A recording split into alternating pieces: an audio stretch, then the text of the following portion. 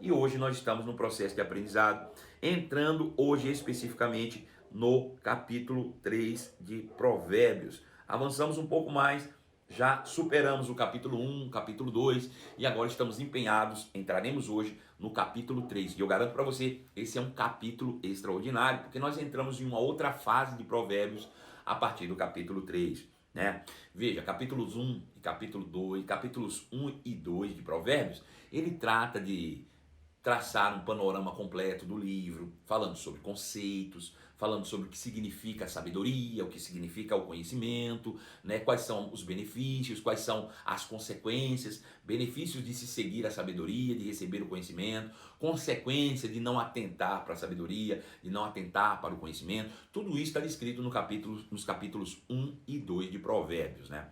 Então, uma vez que nós somos alertados de todas essas coisas, né, dessas considerações sobre conceitos, sobre benefícios, sobre consequências em se achar ou desprezar a sabedoria, então agora nós avançamos no capítulo 3, Provérbios avança um pouco mais para o cotidiano da vida. De fato, agora nós vamos pegar essas palavras e torná-las práticas todos os dias em nós.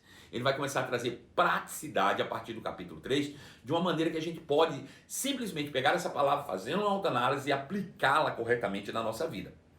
Isso é que é mais importante, viu?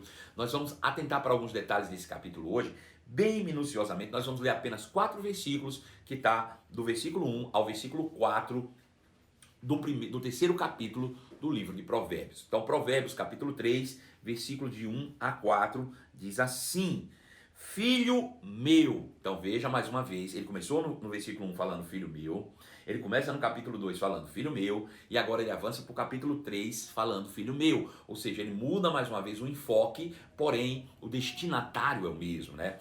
O objetivo é o mesmo, o alcance deve ser o mesmo. Ele está se dirigindo mais uma vez aos filhos, e os filhos nada mais são do que aqueles que um dia declararam Jesus Senhor, Salvador da sua vida. Como eu já falei, Deus reservou, segundo o que o próprio escritor de Provérbios disse, a verdadeira sabedoria para os justos, os quais são aqueles que foram justificados por Cristo, aqueles que por meio do sacrifício de Jesus receberam a justiça de Deus como benefício, né? Aquele que não conhecia o pecado, ou seja, Jesus, Deus o fez pecado por nós, para que nele nós, o que éramos pecadores, nos tornássemos justiça de Deus. O resultado da justiça de Deus, fomos justificados. Paulo diz em Romanos capítulo 5, verso 1, uma vez justificados por Cristo, temos paz com Deus. Fomos tornados justos por meio do sacrifício de Jesus. E como justos, somos considerados filhos, né? Somos os filhos de Deus. Então ele começa dizendo: Filho meu, não te esqueças dos meus ensinos e o teu coração guarde os meus mandamentos.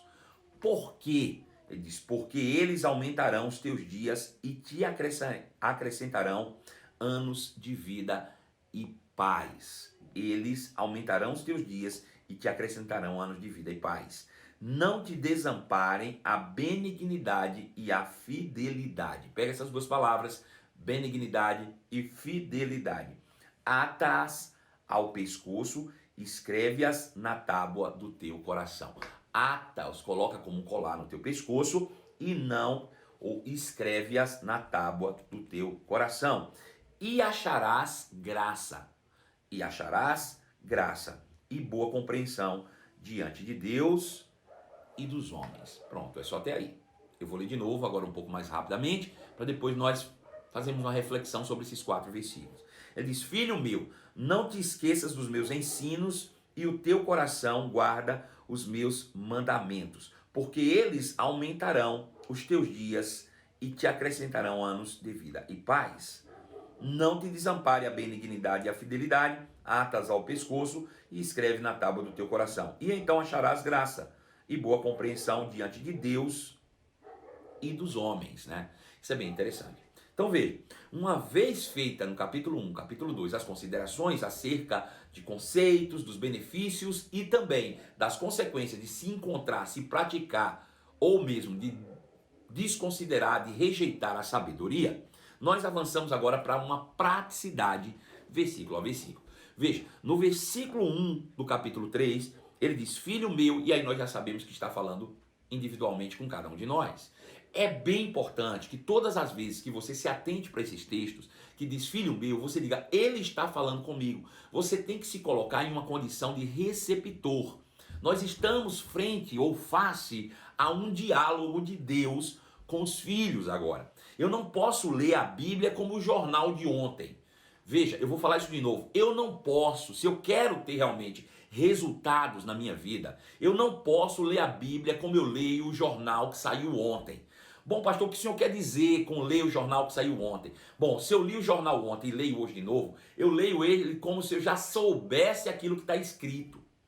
Né? Eu não tenho expectativa. Quando eu pego um jornal novo, eu vou abrindo e folheando, às vezes eu nem leio a matéria inteira, eu já passo para a próxima página, porque eu quero entender, eu tenho expectativa naquilo que vai trazer como informação.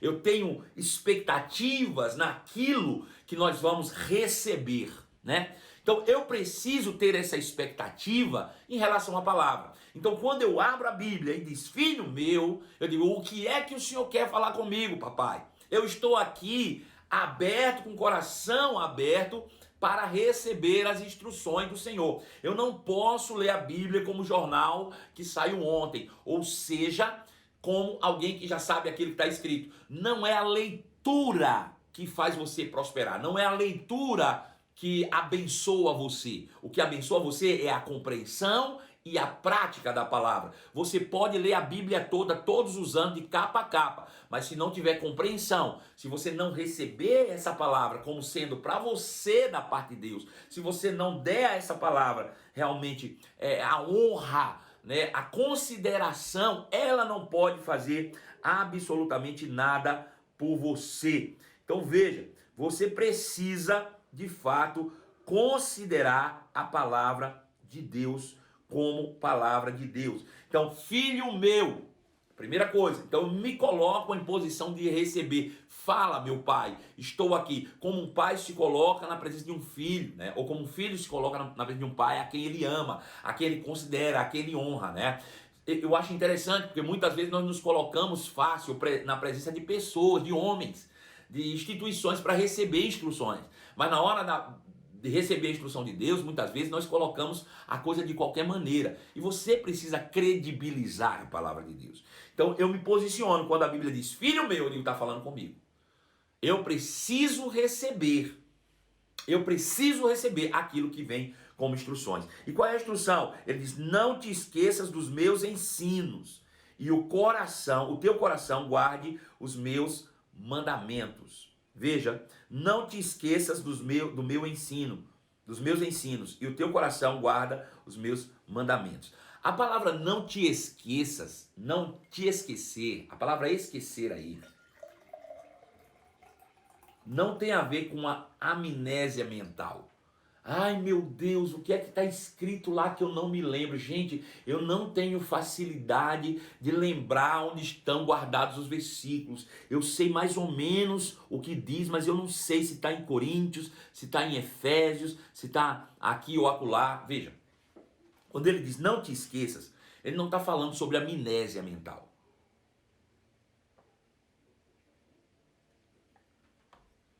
Não te esqueças aqui, segundo a palavra original, significa não ignore a minha palavra. Não ignore, mesmo sabendo, você tem às vezes passado por cima da palavra. Eu sei que é assim, mas eu acabo fazendo diferente. Não é sobre lembrança mental. Ele está falando sobre você saber, mas não dar crédito. Não ignore a minha palavra. Não a deixe definhar. É isso que ele quer dizer.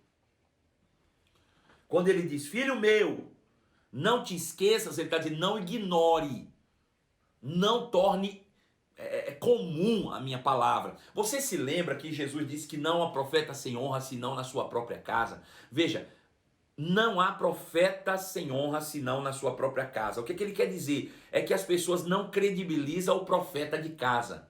A mesma coisa você não honrar a palavra e não dar crédito à palavra. É isso que ele está dizendo, não te esqueças. Não ignore, não torne comum a palavra. Não é porque você já sabe o que está escrito que ela é comum. Não, ela não é comum, ela é palavra de Deus. Ela é poder manifesto de Deus. Essa palavra saiu da boca de Deus. E se ela saiu da boca de Deus, ela saiu com poder para a transformação de vidas. Porque se essa palavra foi suficientemente poderosa para criar um universo, então nós não podemos torná-la comum. Não ignore a palavra de Deus como sendo uma palavra comum. Ela não é comum. A palavra de Deus é carregada de poder. É isso que ele está dizendo. Filho meu, não te esqueça. Ele não está falando de amnésia mental, não.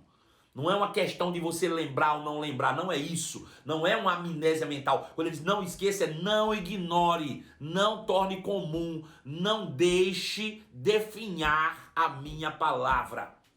Aleluia. Ao contrário, guarde-a. Guarde-a. Guarde-a no teu coração. Veja, guardar, a palavra original para guardar aí é observar, vigiar e manter. Guardar é observar, vigiar e manter. Veja, se eu pego você e digo assim, olha, nós precisamos começar a live em ponto, todos os dias, em ponto nós começamos as nossas lives, em ponto, 11 horas. Eu digo, Pedro, fica aí, você que precisa dar o start para começar as nossas lives. E Pedro fica aqui comigo. Agora ele não está aqui no estúdio, ele foi lá embaixo resolver alguns problemas com o Gabriel Passos, que é a parte técnica da nossa equipe também.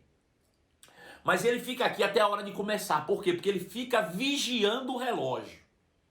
Ele fica vigiando, porque se ele ficasse displicente ao tempo, talvez nós nunca tivéssemos começado no horário correto, no horário certo. Nós começamos no horário certo, 11 horas em ponto. Então, para que seja 11 horas em ponto, ele precisa vigiar o relógio. Ele precisa observar o relógio para que nós possamos manter a nossa fidelidade ao tempo. Então veja, quando ele diz guarde a palavra, ele está dizendo vigia a palavra, observa como quem observa um relógio para manter o tempo no tempo certo. Veja, não tem como você observar e guardar a palavra sem ler a Bíblia.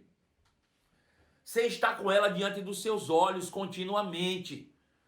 É isso que ele está falando. Então veja, não pode ser uma palavra tão simples. Eu não posso ler isso aqui assim, filho meu, não te esqueças dos meus ensinos no teu coração, guarda os teus mandamentos. Não, não, não. Eu tenho que pegar isso como uma verdade absoluta para a minha vida e entender. Filho meu, não ignore, não deixe definhar a minha palavra, não torne ela comum, ao contrário, deixe ela viva dentro de você, observe ela em todo o tempo, vigia nela continuamente, esteja sempre atento, leia, releia, leia de novo, medite, pense, volte a ler, faça isso com a minha palavra. A minha palavra, ela é poderosa.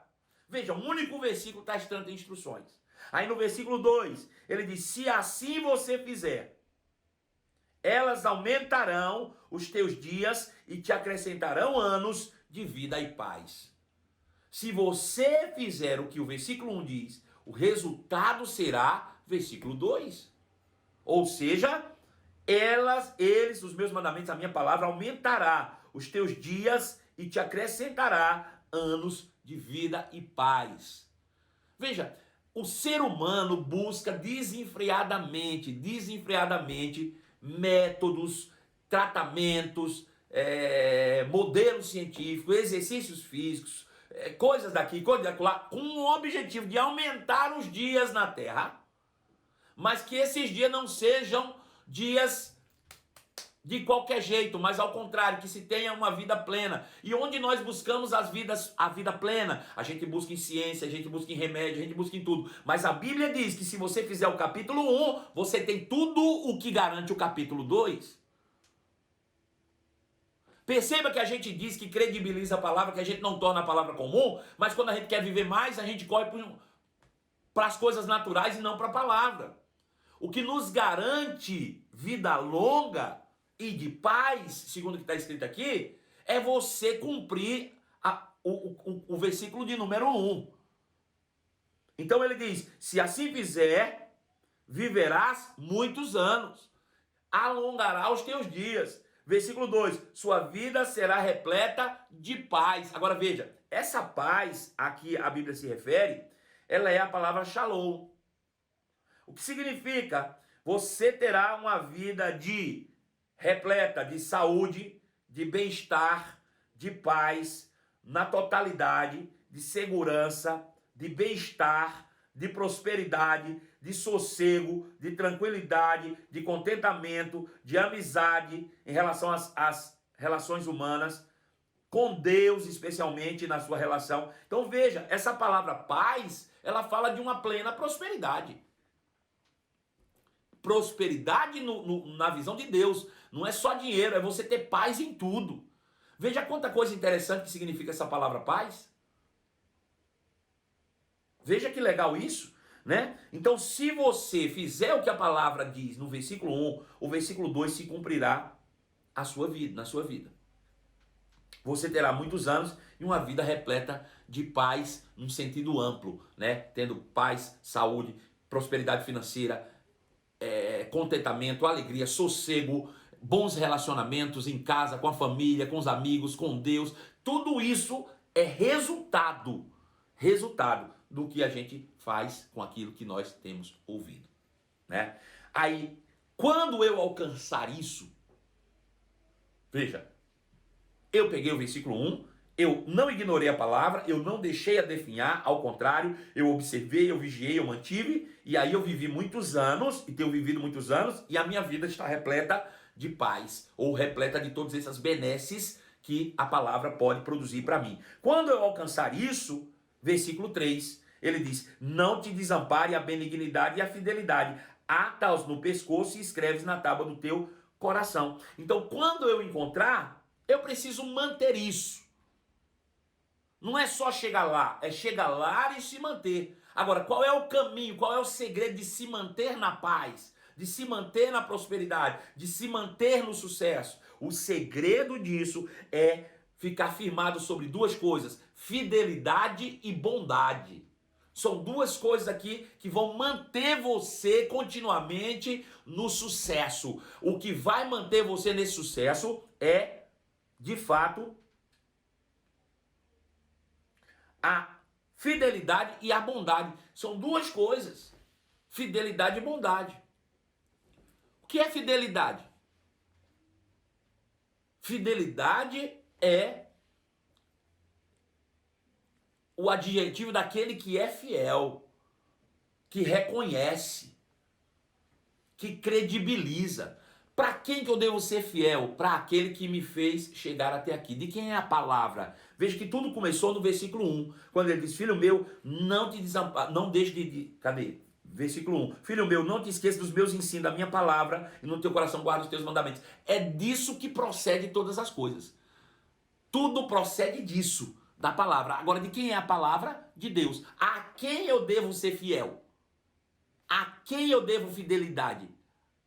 A quem que eu devo bondade? Veja, são duas coisas. Para manter você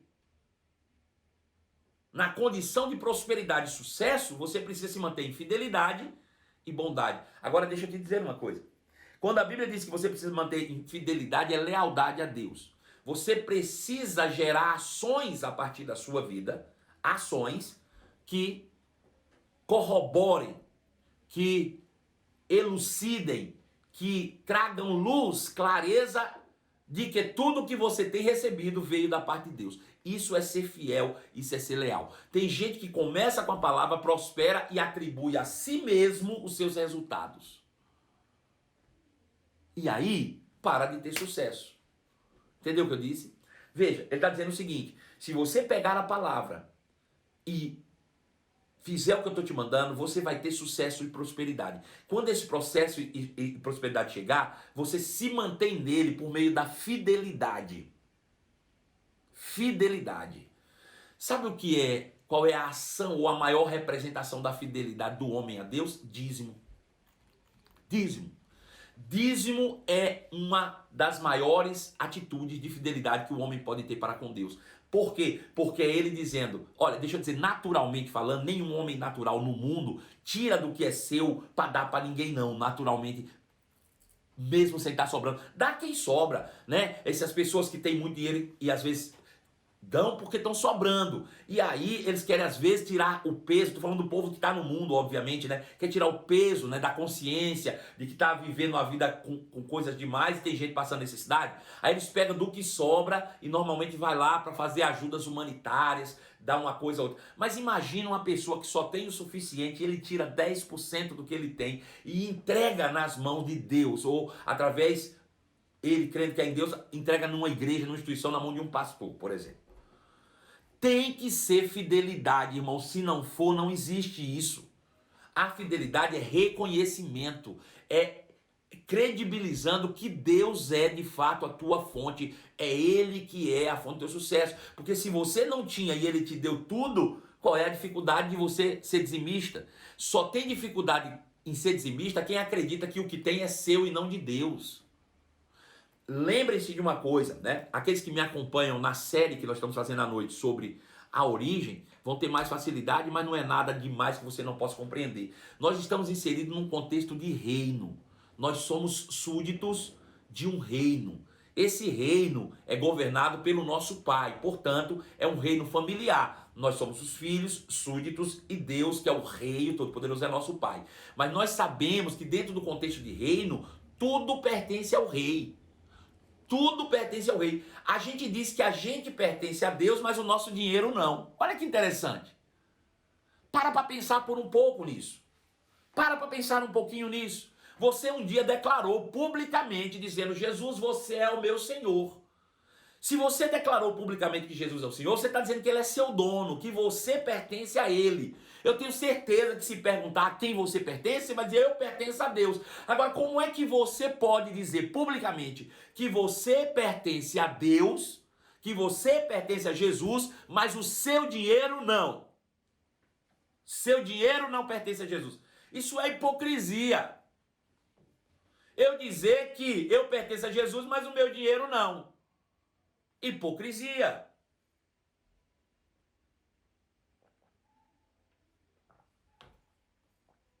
Então veja, a fidelidade tem que estar atada ao meu pescoço. Por que a Bíblia está falando atada ao meu pescoço? Porque é para mim eu não lembrar, ninguém consegue não lembrar do que está no pescoço.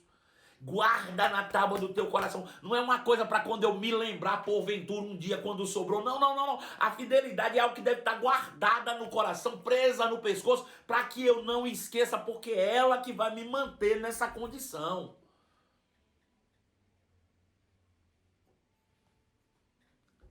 Fidelidade. Segundo ponto, bondade. O que representa a bondade? Veja, fidelidade é lealdade a Deus. Bondade é generosidade. Você transborda na natureza divina. Bondade é o reflexo da generosidade, que é parte do caráter divino em nós. Então, se você quer se manter nisso, de uma vida plena, como nós lemos aqui, você precisa manter esses dois princípios na sua vida: fidelidade e bondade. É o que a Bíblia diz. Não adianta você querer ler provérbio, achar lindo. Olha que sabedoria provérbio, se você ignora o que provérbios diz. Versículo 3, ele diz: olha, não te desampare a benignidade e a fidelidade, nunca te abandone. Você nunca pode, nunca, jamais deixar de ser alguém fiel e alguém bondoso, que nunca te desampare a benignidade e a fidelidade. Ao contrário, atas no pescoço e escreve-as na tábua do teu coração. Eu não posso arrancar esse versículo da Bíblia e jogar fora. Não posso.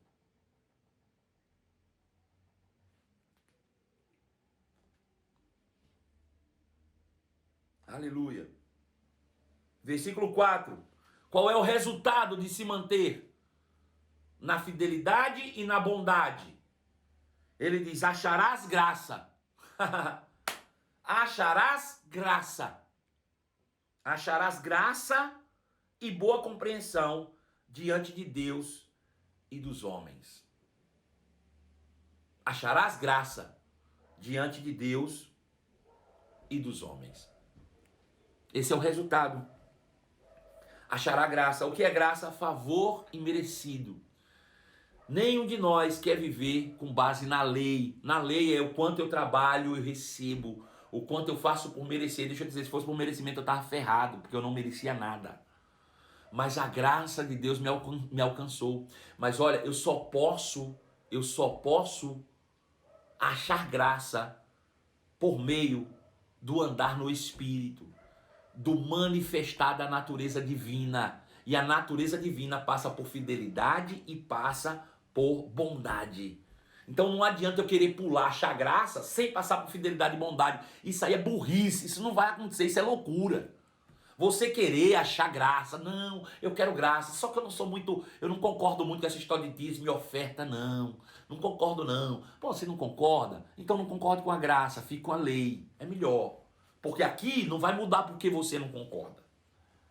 Tá bom? Entendeu? Para você achar graça, você tem que passar por fidelidade e bondade. A gente tem muito facilidade em colocar logo Deus é fiel. A gente compra um carro e bota Deus é fiel. Deus é fiel. Deus... Ei, deixa eu te dizer, isso é chover no molhado. Todo mundo sabe que Deus é fiel. Eu quero ver você colocar lá, dizer eu sou fiel a Deus. Põe lá, eu sou fiel. Colocar que Deus é fiel é chover no molhado. É fácil. Eu quero ver você colocar eu sou fiel. Aí eu queria ver, né? E cumprir isso. Então veja, quando isso acontece, versículo 4,